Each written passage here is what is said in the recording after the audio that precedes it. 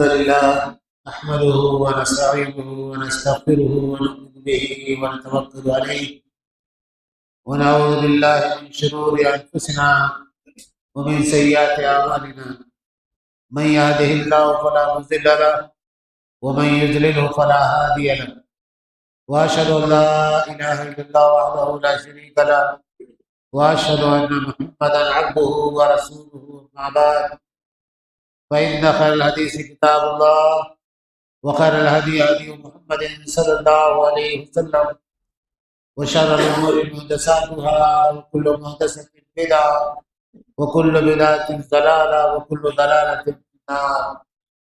أعوذ بالله السميع العليم من الشيطان الرجيم. بسم الله الرحمن الرحيم. إنا هديناه السبيل إما شاكرا وإما كفورا. محترم حضرات، دینی اور ملی بھائیوں، اسلام نے جن عقائد کو ایمان لانے یا جن عقائد کو تسلیم کرنے کی تعلیم دی ہے، ان کی اگر کوئی مختصر لسٹ اور فہرست بنائی جائے تو ان میں 3 عقائد بہت بنیادی ہیں: عقیدہ توحید، عقیدہ رسالت اور عقیدہ آخرت. عقائد کی بات شاخص انہی عقائد سے نکلے ہوئی ہیں. عقیدہ آخرت کا مطلب یہ ہے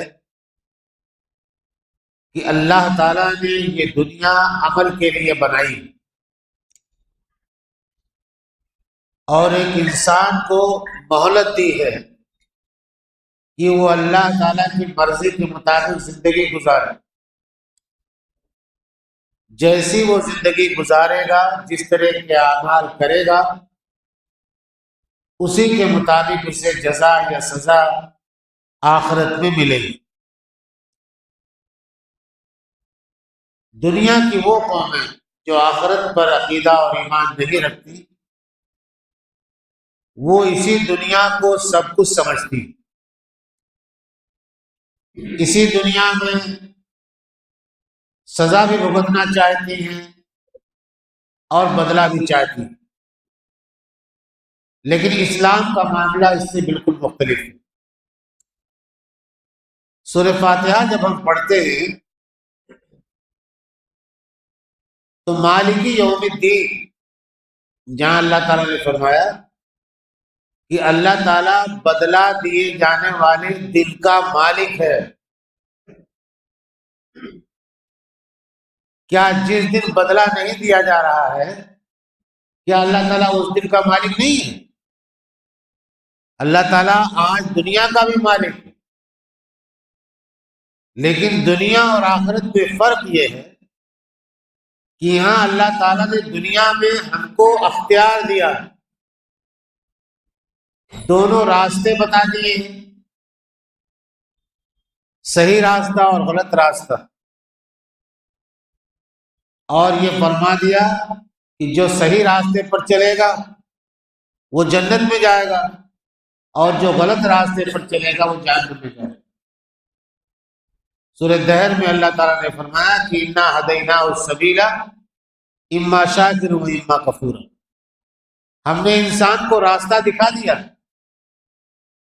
اب یہ اس کے اختیار پر منحصر ہے کہ وہ اللہ تعالیٰ کا شکر گزار بندہ بن کر زندہ رہنا چاہتا ہے یا ناشکرہ بن کر کے اللہ تعالیٰ کا زندگی گزارنا چاہتا ہے. ایک بات قرآن مجید میں اور اللہ تعالیٰ نے فرمائی ہے، اس پر بھی ہمیں غور کرنا چاہیے. لا اکراہ فی الدین، دین میں کوئی زور زبردستی نہیں. اس آیت کا مطلب یہ ہے کہ کسی غیر مسلم کو زبردستی اسلام قبول نہیں کرایا جا سکتا، اور اگر زبردستی اسلام قبول کرایا جاتا ہے تو وہ اسلام معتبر نہیں ہوگا، اس کا اعتبار نہیں کیا جائے گا. یہ مسئلہ سارے مسلمانوں کے ہاں متفق ہے. تاریخ میں اس قسم کے جتنے بھی واقعات ملتے ہیں کہ زبردستی کسی مسلمان حکمران نے کسی گروہ کو یا کسی جماعت کو یا کسی بستی کو مسلمان بنا دیا، یہ سارے واقعات من گڑت اور جھوٹے ہیں، ان کے اندر کوئی سچائی نہیں۔ معمولی درجے کا مسلمان بھی یہ بات جانتا ہے کہ زبردستی کا اسلام اللہ تعالیٰ قبول نہیں کرتے۔ یہ بات بھی ہے کہ اللہ تعالیٰ نے اپنے دین کے اندر کوئی زور زبردستی نہیں رکھی۔ انبیاء کرام کو بھیج کر کے دونوں راستے بتا دیے، اور آخرت کا عقیدہ ضروری قرار دے کر کے یہ سمجھا دیا کہ دنیا دار العمل ہے،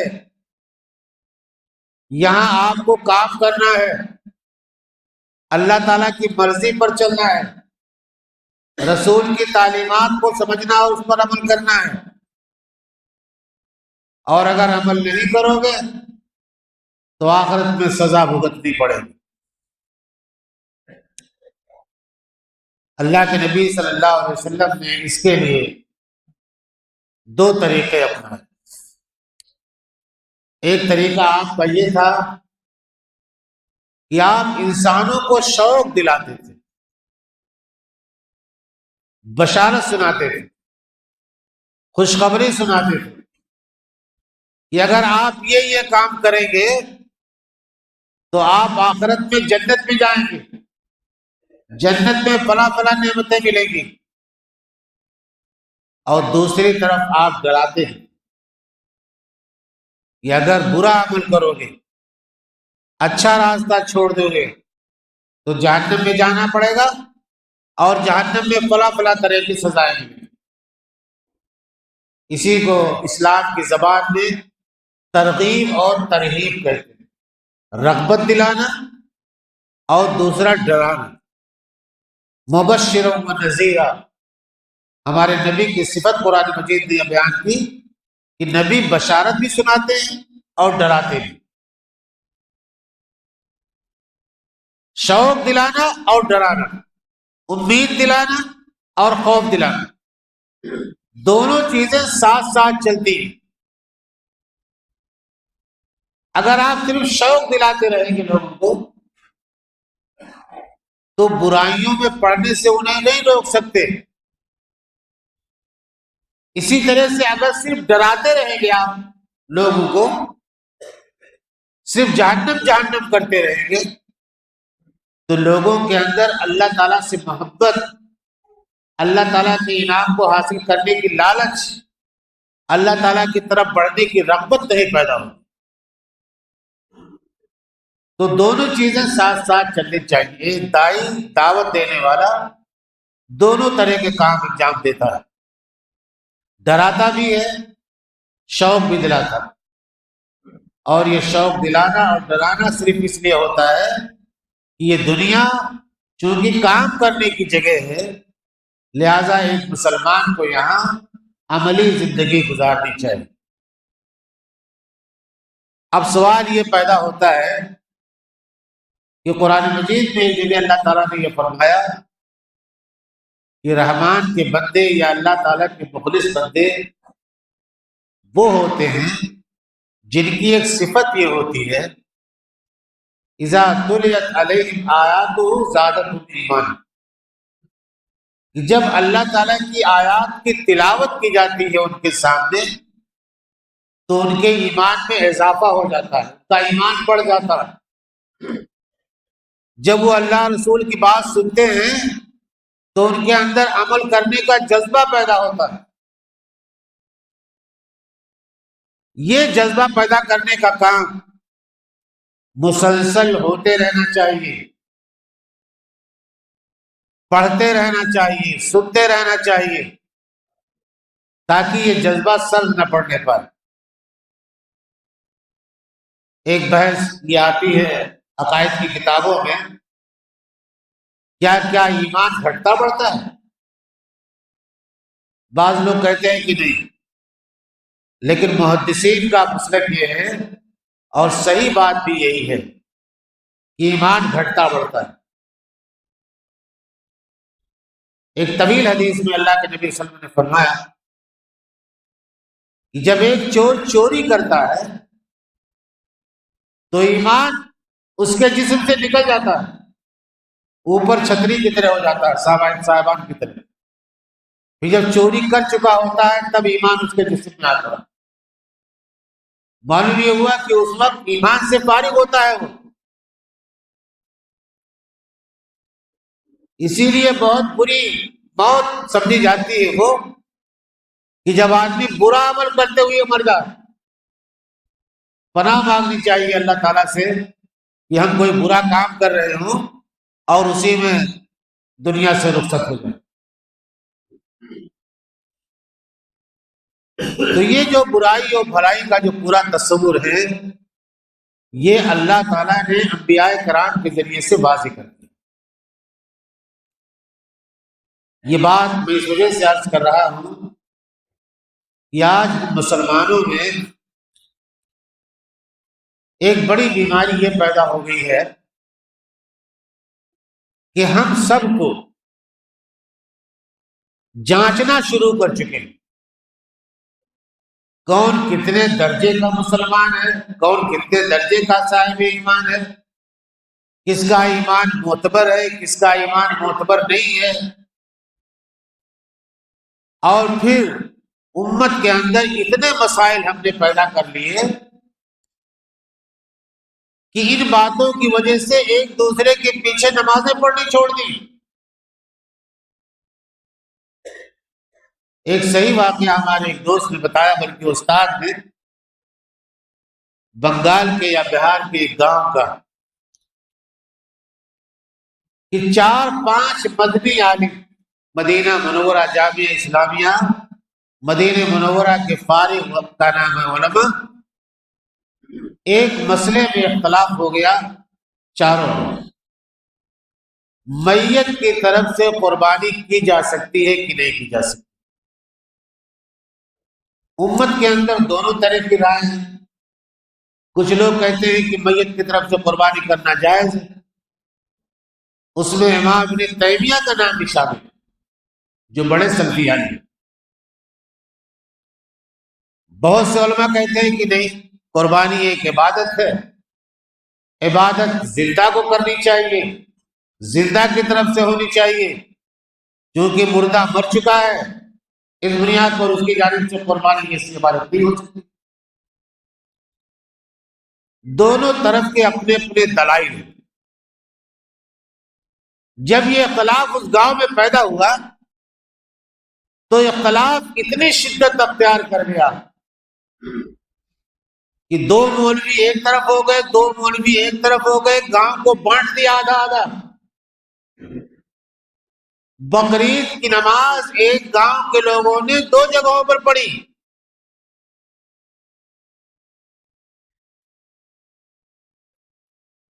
یہ کام دنیا میں ہمارے کرنے کا نہیں ہے۔ جو بات میں سمجھانا چاہ رہا تھا وہ یہ دنیا دار العمل ہے، آخرت والا کام یہاں مت کیجیے، فیصلہ اللہ پر چھوڑیے۔ آپ کو جو کام کرنا ہے وہ کام کیجیے۔ اگر آپ یہی ڈنڈا لے کر کے بیٹھ جائیں گے، فیصلہ کرنے لگیں گے، تو قیامت کے دن اللہ تعالیٰ کے لیے کیا بچے گا؟ اس لیے اللہ تعالیٰ نے مالک یوم الدین کہا کہ روز جزا کا مالک اللہ تعالیٰ۔ دنیا میں تو کوئی بھی ہو سکتا ہے، پیسہ ہو سکتا ہے، تعلقات ہو سکتے ہیں، رشوت ہو سکتی ہے، چرب زبانی ہو سکتی ہے، کہ آدمی اپنا مقدمہ ایسا پیش کر دے کہ سامنے والا شکست کھا جائے اور ہم ظالم ہوتے ہوئے بھی جیت جائے مقدمہ۔ دنیا میں صحیح فیصلے نہیں ہوتے، فیصلے کا دن تو آخرت ہے، اس کا انتظار کرنا چاہیے۔ اسی لیے صبر سے متعلق قرآن مجید کی جتنی آیتیں اور جتنی احادیث ہیں سب کا آپ مطالعہ کر جائیے، یہی بات معلوم ہوتی ہے کہ آپ دیکھ رہے ہیں کہ آپ کے ساتھ زیادتی ہو رہی ہے، آپ دیکھ رہے ہیں کہ سامنے والا غلط کہہ رہا ہے، لیکن اس کے باوجود بھی آپ خاموش ہیں، صبر کر رہے ہیں، اس لیے کہ یہاں نہ صحیح آخرت میں صحیح۔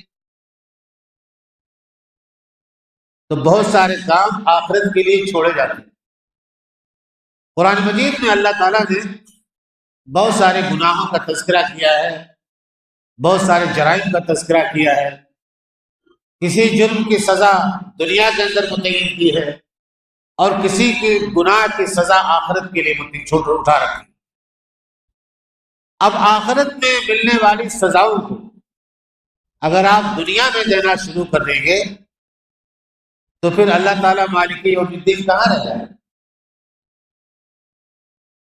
آج ہمارے ساتھ سب سے بڑا مسئلہ ہے وہ یہی ہے کہ ہم لوگوں کو شوق نہیں دلاتے، لوگوں کو آخرت کے عذاب سے نہیں ڈراتے، فیصلے سناتے ہیں، فتوے دیتے ہیں۔ فیصلے سنائیے مت اور نہ فتوے دیجیے، لوگوں کے اندر شوق پیدا کیجیے۔ آدمی ہی گناہ کرتا ہے، گناہ فرشتے نہیں کرتے۔ نیکی اور گناہ کا جو پورا کھیل ہے وہ انسانوں سے متعلق ہے۔ ایک واقعہ سناؤں آپ کو، بڑا عبرتناک واقعہ ہے۔ ایک صحابی جن کو شراب پینے کی لت لگی، پرانے زمانے جاہلیت میں لوگ شراب پیتے تھے، ان کو بار بار کوڑے لگائے جاتے تھے۔ کئی بار کوڑے لگ چکے تھے لیکن عادت تھی کہ چھوٹ نہیں رہی۔ ایک بار کوڑے لگائے جا رہے تھے اور اسلامی سزائیں جب دی جاتی ہیں تو بند کمرے میں نہیں دی جاتی، چوراہے پر دی جاتی، لوگوں کا مجمع ہوتا ہے۔ تو مجمع میں سے کسی نے کہا کہ لعنت ہو اس آدمی پر کہ بار بار شراب پیتا ہے اور بار بار کوڑے کھاتا ہے۔ اللہ کے نبی موجود تھے، آپ کے کانوں تک جب یہ آواز پہنچی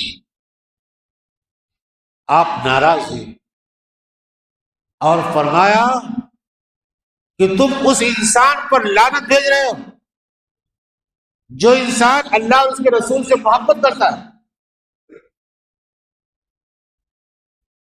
یعنی آپ نے سختی کے ساتھ منع فرمایا کہ اس گناہ کے مجرم کو، اس جرم کے مرتکب کو جو سزا دی جا رہی ہے، یہ سزا اس بات کو مستلزم نہیں ہے کہ اس کے سینے سے ایمان کی روشنی نکل گئی ہے، وہ صاحب ایمان نہیں رہا۔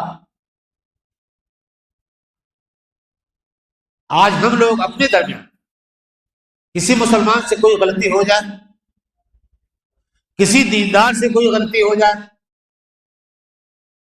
گردن ناپ دیتے ہیں، اس کی ساری اچھائیوں پر پانی پھیر دیتے ہیں۔ یہ حق ہمیں دنیا میں نہیں ہے۔ چھوڑیے اس فیصلے کو اللہ تعالیٰ پر۔ آدمی گنہگار ہو سکتا ہے لیکن گنہگار ہونے کا یہ مطلب نہیں ہے کہ اس کے اندر اللہ اور اس کے رسول سے محبت نہیں ہے۔ جب سے فرقے پیدا ہوئے، مسلک وجود میں آئے، تب سے عجیب عجیب تماشے دیکھنے کو ملتے ہیں۔ کسی ایک مسئلے میں کسی عالم دین سے کوئی بھول ہو گئی، کوئی غلطی ہو گئی، آپ اس چیز کو نظر انداز کر دیجیے، اس کو لے کر کے اس کی پوری خدمات پر پانی پھیر دینا، یہ اسلام میں جائز نہیں ہے۔ ایک کتاب ہے بہت مشہور، اگر کبھی موقع ملے تو پڑھیے گا، زوار المقابر، الجواب الباہر فی زوار المقابر۔ قبروں کی زیارت جو لوگ جائز سمجھتے ہیں اور وہاں جا کر کے غیر شرعی رسمیں کرتے ہیں، ان کے خلاف امام ابن تیمیہ نے کتاب عربی میں ہے، اس کا اردو ترجمہ بھی ہو چکا ہے۔ ایک جگہ اس کتاب میں امام ابن تیمیہ نے لکھ دیا کہ نبی کے ذات کی قسم کھائی جا سکتی ہے. کیا لکھ دیا؟ نبی کے ذات کی قسم. قسم صرف اللہ تعالیٰ کی کھائی جاتی، اللہ کے نام کی کھائی جاتی، اللہ کے کلام کی بھی قسم کھائی جا سکتی. یہ ہمارے معاشرے میں جو رائج ہے ضمنی طور بتا دوں، قرآن کی قسم. بعض لوگ کہتے ہیں کہ بھی یہ جائز نہیں. بھئی قرآن اللہ کا کلام ہے، کلام اللہ تعالیٰ کی صفت ہے، اور اللہ تعالیٰ کی صفت کے ذریعے سے قسم کھائی جا سکتی ہے. امام ابن تیمیہ نے لکھ دیا کہ نبی کے ذات کی قسم کھائی جا سکتی ہے. سعودی عرب کے سابق مفتی شیخ ابن باز رحمۃ اللہ علیہ نے اس کتاب پر حاشیہ رکھا. امام ابن تیمیہ کی یہ بات صحیح نہیں. قسم صرف اللہ تعالیٰ کی، اللہ کی صفات کی، اللہ کی ذات کی کھائی جا سکتی ہے. نبی کے نام کی یا نبی کی ذات کی قسم نہیں کھائی جا سکتی. امام ابن تیمیہ جیسے بڑے آدمی اب کوئی فتوی بازی شروع کر دے، ابن تیمیہ نے شرک کر دیا، اور ڈنڈا لے کر کے ان کے پیچھے پڑ جائے، تو کیا یہ انصاف کی بات ہوگی؟ ابن تیمیہ کی خدمات کا اعتراف ہوگا؟ دلی میں ہمارے انصاف ہیں جو چھوٹے چھوٹے ویڈیو کلپ بنا کرتے ہیں، سوشل میڈیا پر بڑے ایکٹیو ہیں، اور روزانہ کوئی نہ کوئی تماشا کرتے رہتے ہیں. فلاں کا عقیدہ خراب ہے، فلاں کا منہج صحیح نہیں ہے، فلاں تو واحد الوجود ہی ہے. کسی ایک جملے سے آپ نے اتنا بڑا نتیجہ اخذ کر لیا اور اتنا بڑا الزام لگا دیا. اور وحدت الوجود، ایک بات اور بتا دو، ہو سکتا ہے کہ آپ لوگ سنتے بھی وحدت الوجود کسے کہتے ہیں، آج سمجھ لیجیے. وحدت الوجود کا مطلب یہ ہوتا ہے کہ یہاں اللہ کے علاوہ کچھ نہیں ہے، جو کچھ موجود ہے صرف اللہ موجود ہے. وجود کی وحدت، یکتائی. تو بعض جو گمراہ صوفیہ اس قسم کا عقیدہ رکھتے تھے، وہ کہتے تھے کہ میں بھی اللہ، تو بھی اللہ، یہ مسجد بھی اللہ، یہ مائک بھی اللہ، یہ لائٹ بھی اللہ، یہ پنکھا بھی اللہ، سب اللہ. اس عقیدے کو گمراہ کن عقیدہ قرار دیا گیا.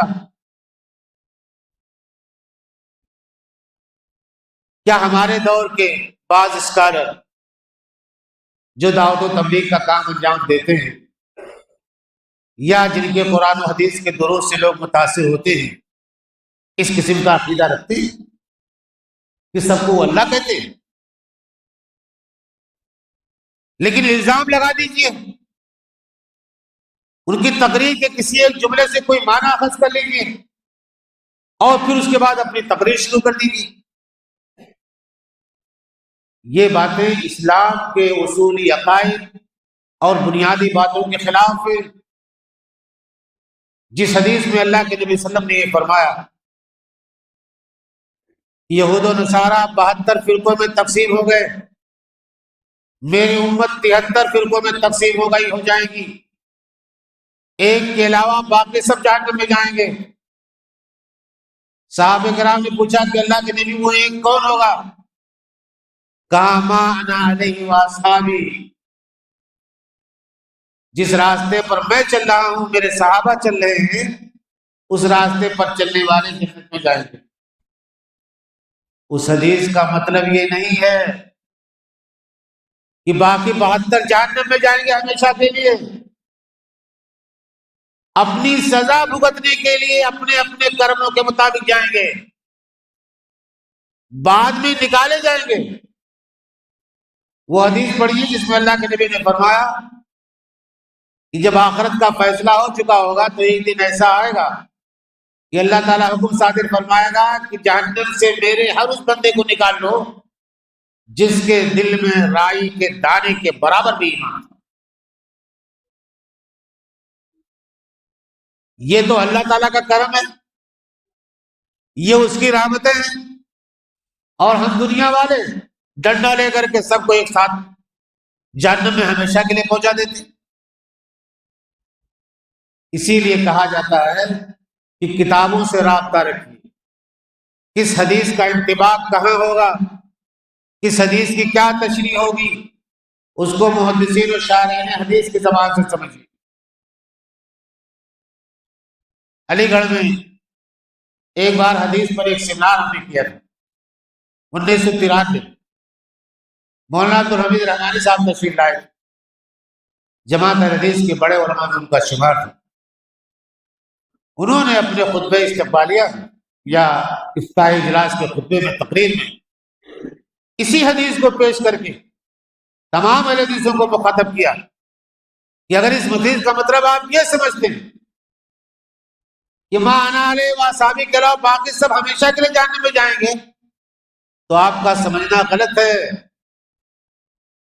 دخول اولی، حساب کتاب کے بعد جنت ہی میں جانا، یہ شرف صرف ان لوگوں کا حاصل ہوگا جو ما انا علیہ واصحابی کے طریقے پر عمل کر رہے ہوں گے۔ باقی لوگ اپنی سزائیں پائیں گے، سزائیں پانے کے بعد بھی جنت میں لائے گے۔ اب اگر یہ مفہوم ذہن میں آ جائے تو مسلمانوں کے تعلق سے وہ احساس زندہ ہو جائے گا، یہ ہمارا بھائی ہے، ہمیں اسے جہنم میں جانے سے بچانا ہے، اس کے اندر شوق پیدا کرنا ہے، رغبت پیدا کرنی۔ نبی اکرم صلی اللہ علیہ وسلم نے بھی شوق اور رغبت پیدا کیا۔ اس طرح کی احادیث کا مطلب بھی کبھی کبھی ہم لوگ غلط نکال لیتے۔ ایک حدیث دیکھیے، صحیح حدیث، لا ایمان لمن لا امانت لہ، جس مسلمان کے اندر امانت داری نہیں اس کے اندر ایمان نہیں۔ اگر کوئی بے ایمانی کر لے آپ کا تو کیا وہ کافر ہو جائے گا؟ اس حدیث کا مطلب یہ نہیں ہے۔ اس حدیث کا مطلب یہ ہے کہ اللہ کے نبی صلی اللہ علیہ وسلم امانت داری کی اہمیت بتا رہے ہیں۔